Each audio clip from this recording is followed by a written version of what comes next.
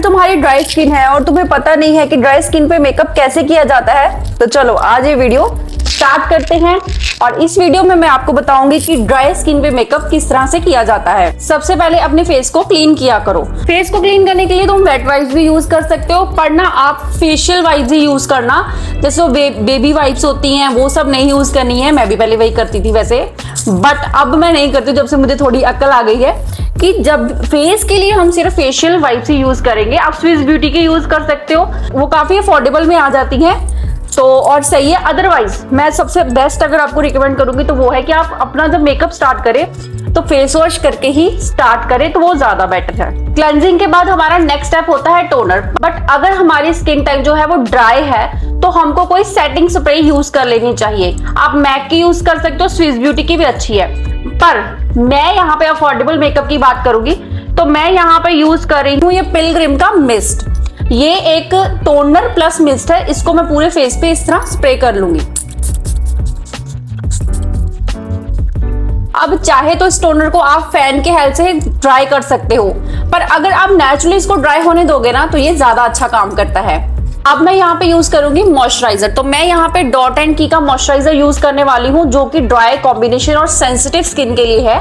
तो आपको मॉइस्चराइजर लगाना बिल्कुल नहीं भूलना है। यहाँ पे मॉइस्चराइजर की कितनी क्वांटिटी लगा रहे हो ना, ये भी बहुत ही इंपॉर्टेंट रोल प्ले करता है। तो यहाँ पे मैंने देख लो मॉइस्चराइजर कितना यूज किया है। ज्यादा भी नहीं लगा लेना है आपको मॉइस्चराइजर और कम भी नहीं लगाना है, बस इस चीज का ध्यान रखना है। पूरे फेस पे मॉइस्चराइजर लगाना बहुत ज्यादा जरूरी है। मॉइस्चराइजर नहीं लगाएंगे ना तो मेकअप टिकेगा ही नहीं बिल्कुल भी, क्योंकि देखा होगा आपने कई बार यहाँ पे अराउंड द माउथ आईज पे जो पैचेस बन जाते हैं, केकी हो जाता है, मेकअप फटने लग जाता है। तो उसका रीजन ये है कि आप मॉइस्चर जो सीटीएम है वो अच्छे से नहीं करते। CTM plays important role in makeup. Direct face पे मेकअप लगाने का कोई फायदा नहीं है, इसलिए प्रॉपर सीटीएम जरूर किया करो।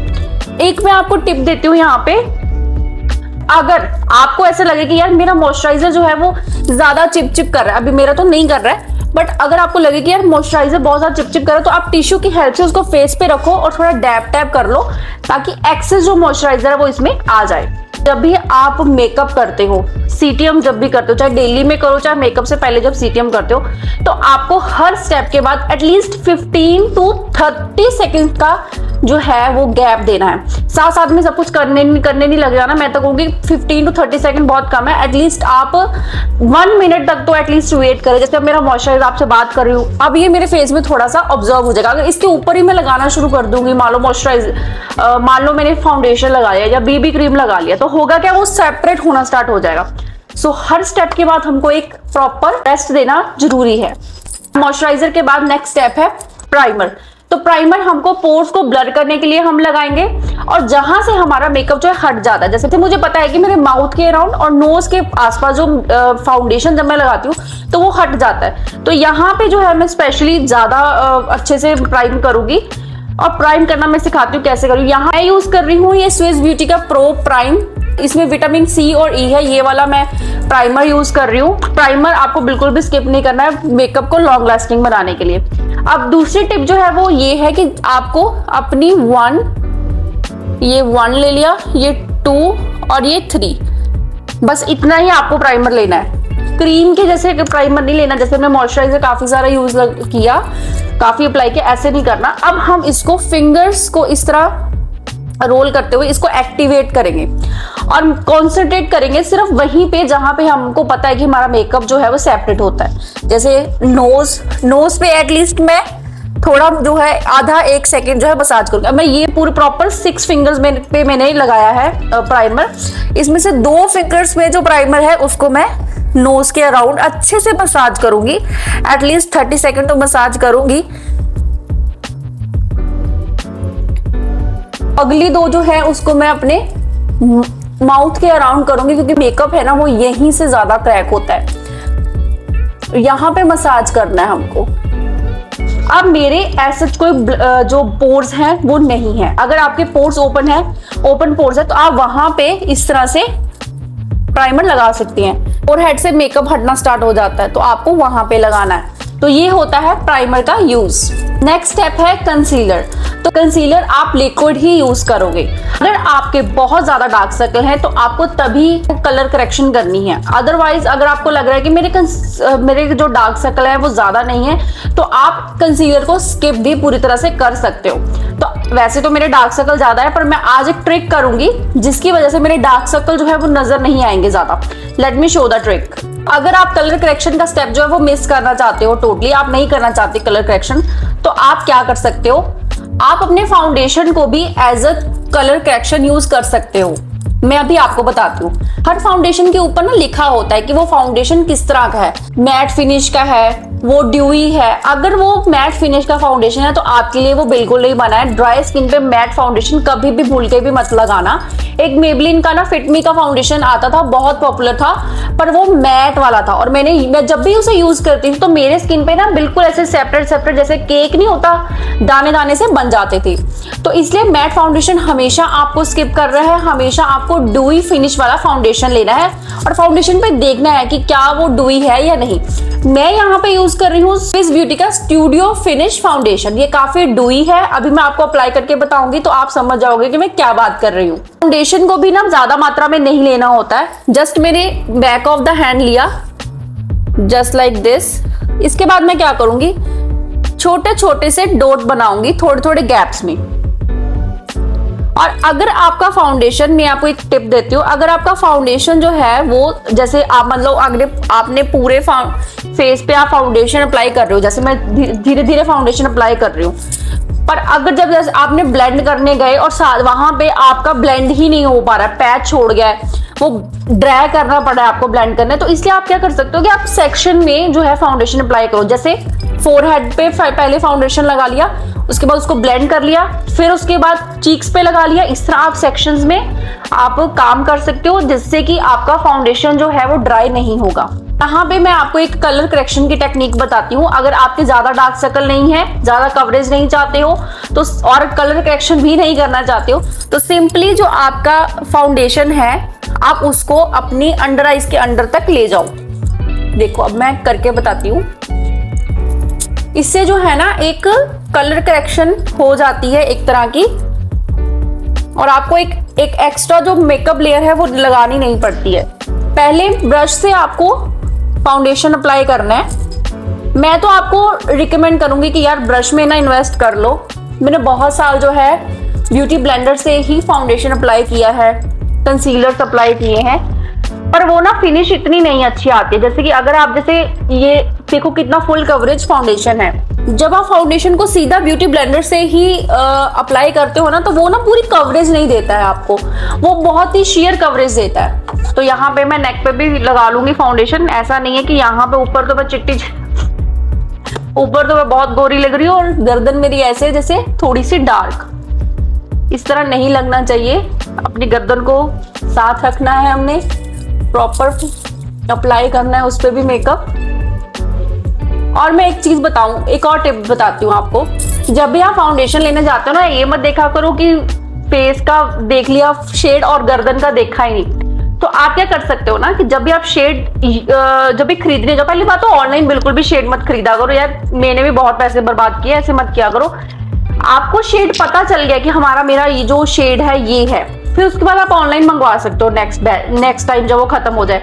बट जब आप फर्स्ट टाइम फाउंडेशन लेना चाहते हो और आपको नहीं पता कि आपका शेड क्या है, तो हमेशा काउंटर पे जाके, मतलब दुकान पे, शॉप पे जाके, मॉल में जो लगे रहते हैं काउंटर्स उनके ब्रांड्स के, वहां पे जाके चेक करो फाउंडेशन प्रॉपरली। ये नहीं कि सिर्फ ऐसे लगा के देख लिया, प्रॉपर ब्लेंड करके देखो कि यार मेरे पे ये फाउंडेशन मेरे स्किन टोन का है कि भी नहीं।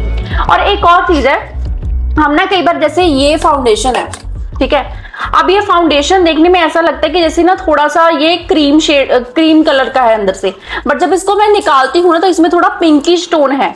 तो इसलिए कभी भी ये मत जज किया करो कि अच्छा बॉटल के बाहर जो हमको शेड लग रहा है वो बॉटल के अंदर होगा, ऐसा बिल्कुल भी नहीं होता है गाइस, ये बहुत बड़ा मिथ है। आप हमेशा फाउंडेशन जो है, जब कंसीलर्स के शेड्स जो है वो आप अप्लाई करके देखो वहां पे काउंटर पे जाके उसके बाद परचेज करो, क्योंकि यार ये कौन सा सस्ते आती है, 1,000 की फाउंडेशन आती है और क्यों ही ऑनलाइन लेके पैसे फिर बर्बाद करने। तो यहाँ पे मैं आपको कलर करेक्शन की टेक्निक बता रही थी कि कलर करेक्शन जो है, यहाँ पे देखो मेरे डार्क सर्कल फेड अवे हो चुके हैं। ये वाला स्टेप जो है आप पहले कर लीजिए, और कंसीलर जैसे पहले अप्लाई करना होता है, पर अगर आप नहीं चाहते हो कलर करेक्शन करना तो आप आराम से वो स्टेप बाद में, कंसीलर वाला स्टेप है वो बाद में कर सकते हो। जैसे अब मैंने कलर करेक्शन नहीं किया, फाउंडेशन सीधा लगा लिया, तो अब मैं अपने स्किन टोन का कंसीलर अप्लाई करूंगी। कंसीलर्स में ना मैं आपको एक चीज बताती हूँ, मैंने ना स्विस ब्यूटी का भी कंसीलर यूज किया है और उसका भी कंसीलर यूज किया है, क्या नाम है उसका, मार्स का भी। मार्स का तो अभी भी मेरे पास ये पड़ा हुआ है कंसीलर, पर ये ना थोड़ा सा ड्राई होता है, मेरी स्किन पे ये थोड़ा सा ड्राई होता है। पर जो फॉरएवर 52 के कंसीलर्स हैं वो नहीं ड्राई होती है मेरे स्किन पे, और स्विस ब्यूटी का कंसीलर भी जो है वो ड्राई नहीं होता था, वो भी है मेरे पास, वो शायद इधर या फिर उधर कहीं और पड़ा हुआ है।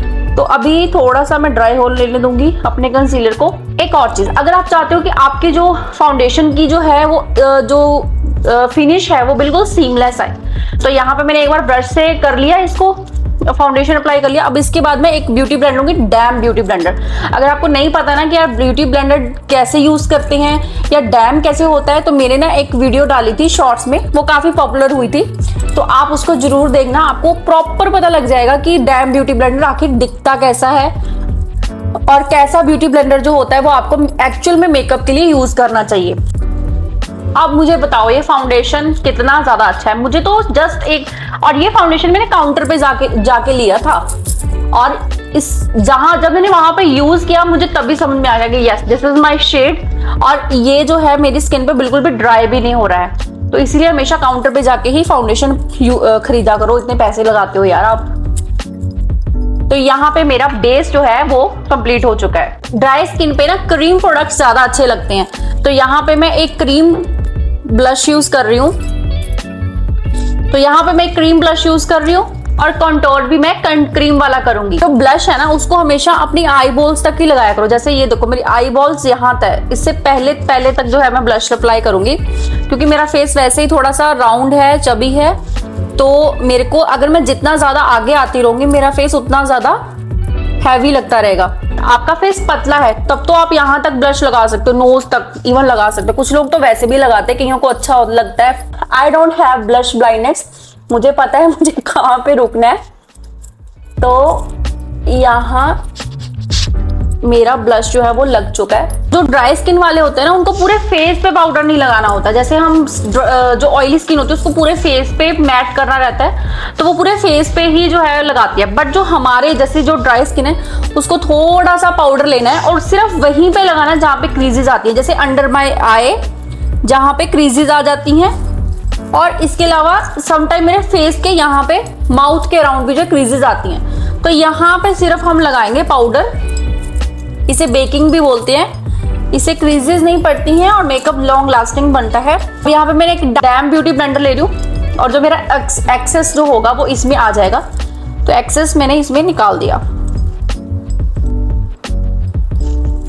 ठीक है, अब जो है ये क्रैक नहीं होगा, पर अगर मैं पूरे फेस पे लगा देती अगर पाउडर भर के, तो फिर मेरी स्किन तो वैसे ड्राई है, पाउडर और ड्राई कर देगी। आपको सिर्फ वहीं पे पाउडर लगाना है जहां पे आपके क्रीजेस होती हैं, जब मेकअप थोड़ा सेपरेट होता है। हाइलाइटर तो ड्राई स्किन वालों के लिए वरदान है, तो हाइलाइटर जरूर लगाना ताकि आपकी स्किन बिल्कुल नेचुरल ग्लोई लगे। मैं यहाँ पे लगा रही हूँ अपनी चीक बोन पे, नोज पे, टिप ऑफ द नोज, और थोड़ा ब्रिज ऑफ द नोज पे, थोड़ा सा फोरहेड पे। अब इसको ना ऐसे लगा के बिल्कुल छोड़ मत देना, हमको क्या करना है फिर से अपना ब्यूटी ब्लेंडर लेना है और थोड़ा सा इसको ब्लेंड करना है ताकि ब्लेंडेड लुक आए, ऐसा ना लगे कि आप लग से ही चमकीली चमकीली से लग रहे हो। तो इसको थोड़ा ब्लेंड कर लेना है, अपने ब्लश लगाया ना उसके साथ इसको मर्ज कर देना है, ताकि वो ऐसा ना लगे कि आपने अलग से कुछ लगाया, ऐसा लगे कि ये आपकी स्किन ही है।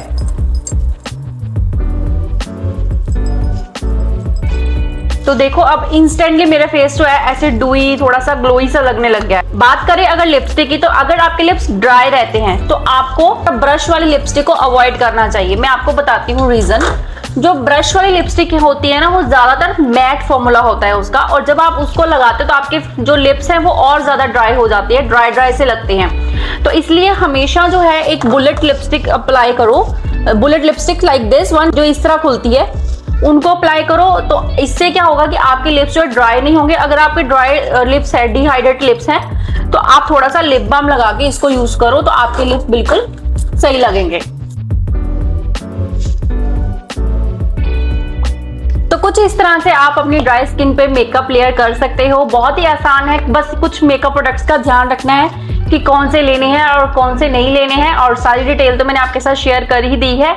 ऐसे ही वीडियोस के लिए मेरे को अभी सब्सक्राइब कर लो और अपनी उस फ्रेंड के साथ शेयर करो जो आपके जैसे इजी तरीके से मेकअप करना सीखना चाहती है। मैं आपको मिलूंगी नेक्स्ट वीडियो में, तब तक के लिए बाय बाय।